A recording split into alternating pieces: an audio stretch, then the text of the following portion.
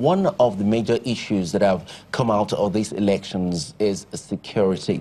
Earlier, we brought you a story about an alleged abduction of a deputy commissioner of police in Bayelsa State, that's in Brass, Bayelsa State. According to the secretary to the Bayelsa State government, Mr. Camila Okara, the thugs, said to be loyal to a former governor of the state, abducted the police chief for refusing to sign what they called a fake result in Brass Constituency 1 election. He was said to have insisted on submitting the right results to the Independent National Electoral Commission. And following that, the leadership of the Nigerian police reacted to the story of the alleged abduction of the Deputy Commissioner of Police in Bayelsa State. According to the force PRO, Mr. Frank Mba, the DCP was not abducted but clearly attacked and assaulted by a bunch of hoodlums. He said what happened can best be described as a serious assault on a police officer in the course of performing his legitimate duties. It is a classical example of the risk and hazards we face every day. That's quoting Mr. Mba, in the course of serving our fatherland.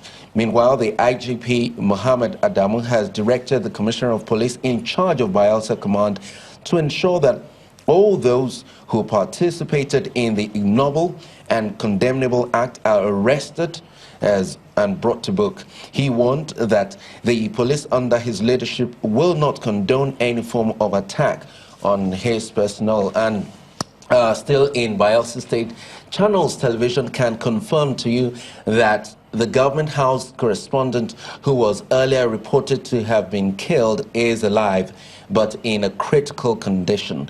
According to Dr. Young Dede, in whose hospital the victim is being treated and he's reported to be recuperating, the injury sustained is quite deep. Well, so that's the update on...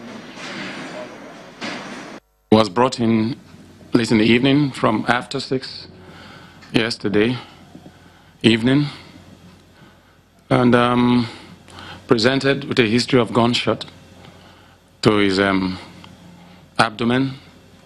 We heard it was related to elections, so when he was brought, he was very, very pale. He had lost a lot of blood, and apparently some native treatment had been attempted, some leaves and native concoctions around his face and mouth. So I don't know how much time was wasted doing all of that, but when he came in, his BP was almost unrecordable. He was in what we call hypovolemic shock, having lost a lot of blood, apparently sustained a gunshot injuries to his abdomen. From our findings, we think the bullet went in through the back. We did what we could. He's received 4 units of blood overnight, and he's still in a critical condition. It's a bad injury, I'd say. It's a bad injury. We are doing the best we can to keep him alive. He will need, obviously, a lot more blood transfusions. And as you could see, he's on oxygen. So we are doing what we can to keep the young man alive. Yeah, it's apparently very difficult to merge the assurances given by the police in ensuring that this election was going to be free and devoid of security harassment and all these kind of things that we are seeing.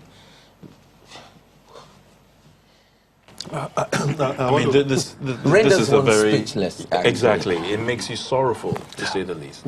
Yes, I want to believe that as of now, that the leadership of the police is collating some of these things that are taking place.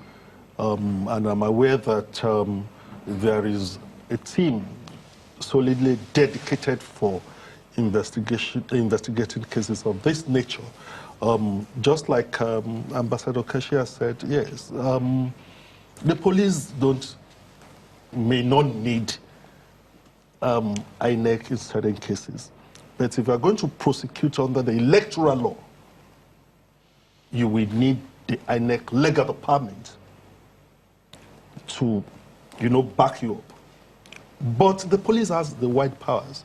You can use the criminal law to prosecute. And I think moving forward, maybe that's the area where the police should be looking at now. You see, we want to make a difference. You see, it's difficult to move forward. Again, it's difficult to move forward. There were crimes committed during the last elections. There were people arrested. How many of them have been prosecuted? And so, because again, it impacts, we have another election in 9 days. It impacts on people participation in the election because people want to stay away.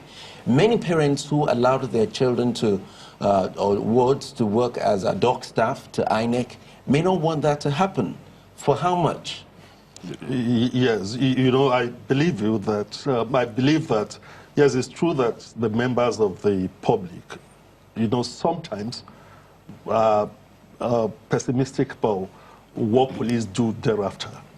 But one of the things that I think the police should do more, the awareness, the noise that is made when crimes are committed and arrests are made, are not the same way, the same kind of noise that is made when prosecution takes place. And even for you, the media, the judicial correspondences are not, as forthcoming as you have the crime correspondences. When arrest is being made, you see a whole lot of cameras. But when prosecution is going on, because of the long process that it takes, that is why it seems as if in most of the cases, people will tell you that prosecution is not made. I know that in some of the cases, the criminals are prosecuted, but it's just the reportage that is given to it that is not, that wide enough. But don't you think there could be some, obstacles, to that from happening? No, it's the police that need to. You need to know how to, celebrate your successes. That when you prosecute, you should be able to come out to say that we've gained conviction on this and that. And of course, the judicial correspondences of the media organizations should also be able to follow up and link, because some of these cases take 2-3 years before you can end it. As of that time, everyone has forgotten what has happened. I'm not saying that, yes, the police is 100%. And when you also look at, yes, Ambassador Keshi has said it, that in the United States, if you steal $100, they can use $1,000. Whereas, do the police have that? The police don't even have the wherewithal for that. I've said that it is not a day for lamentation. The police in Nigeria, they are performing magic, because the basic things to do the work is not even there, for God's sake. If you look at the budget of the police, what is appropriated to the police, you have a police station. Okay, let's take where this channel station is located now. I think it's covered by that police division at Isheri up to close to Magodo. And you are giving that police division 30,000 naira quarterly to perform. In the course of investigation, you have to go here and there. Who provides for that?